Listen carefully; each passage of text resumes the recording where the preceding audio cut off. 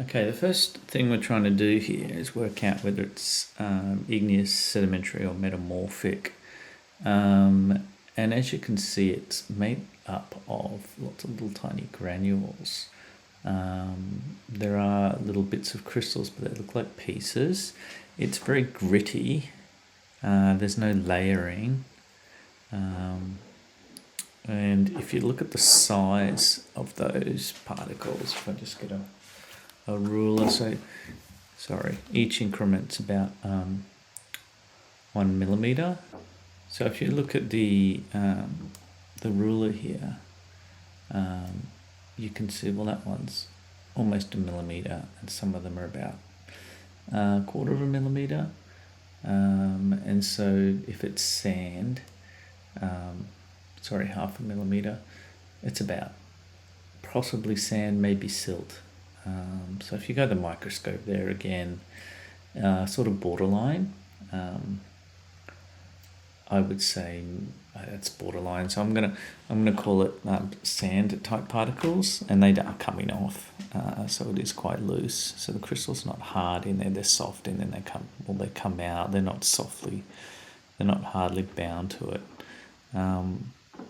So wouldn't be metamorphic, it wouldn't be igneous, it must be sedimentary. Now the best thing I like to do is something that's quite relevant, is whether it's porous or not. So this usually, if that doesn't beat up, you can see it's absorbing into it.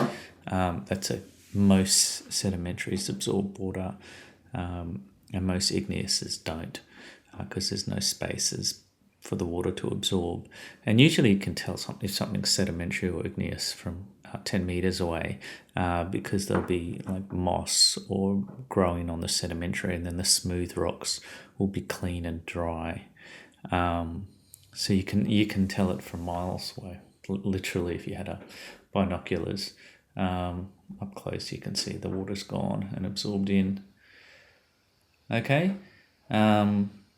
So we're definitely going sedimentary for those reasons. Be nicer if we could see layers or fossils even. So now we can go to the sedimentary chart. Now I prefer this chart because it sort of gives you an idea of where things are happening. And so the sandstone probably formed where there was a little bit more movement, kinetic energy in the water. So the silt and shale got washed away somewhere else. So it is clastic. There are bits and pieces of other rock.